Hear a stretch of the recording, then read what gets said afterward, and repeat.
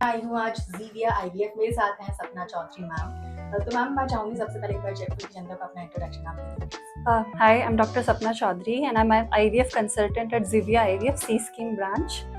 And we are here with a wellness camp today for all the women. They are associated with an Anganwadi at the Sanganer area.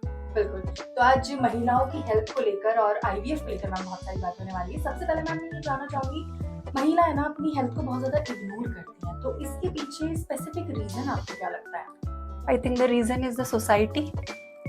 पूरे पहले से ही ये trend चला आ रहा है कि महिलाओं का एक ही काम है अपनी फैमिली को संभालना। उनको कभी भी बचपन से किसी भी फीमेल, चाहे वो बच्ची रही हो, एडल्ट स्टेज में या शादी के बाद भी, उसको एक ही चीज़ देखी गई है उसके द्वारा कि मेरी मम्मी पूरी फैमिली को संभाल रही है, और उसको भी ये लगता है कि मेरा भी यही काम है कि मुझे सबको संभालना है और मुझे खुद का देखा जाएगा।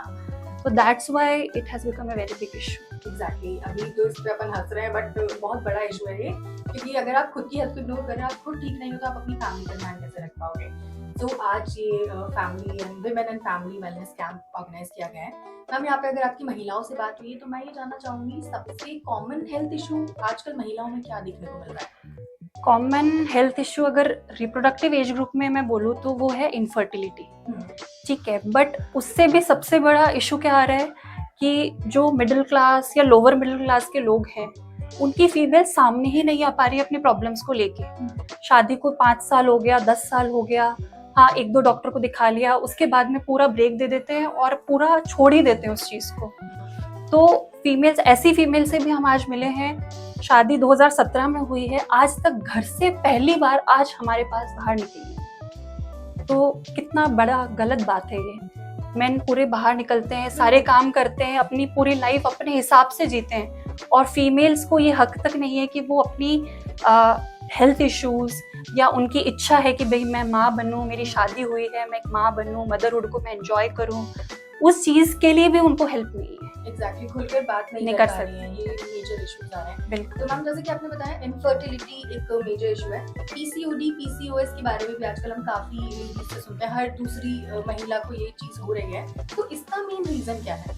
देखो, सबसे पहले तो एक बहुत ही मेजर अपडेट आया है, पीसीओएस का नाम भी चेंज हो गया है। पीसीओएस का नाम हो गया PMOS, poly endocrine metabolic ovarian syndrome.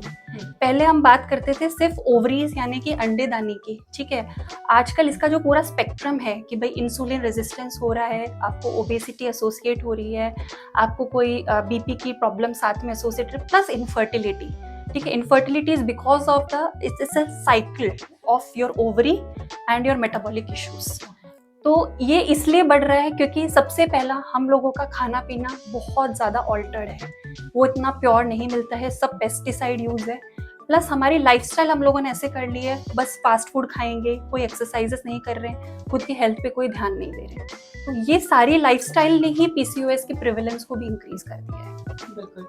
तो मुझे ऐसा लगता है कि अगर अपन शुरुआत से कुछ चीज़ें फॉलो करें ना तो लाइफ टाइम के लिए बेटर है, हमारी बड़ी एज के लिए भी बेटर है। मतलब बचपन से अपने बच्चों को भी हम भी फॉलो करें और हमारे बच्चों को भी एक्सरसाइज एंड डाइट की इम्पोर्टेंस समझाएं। बिल्कुल।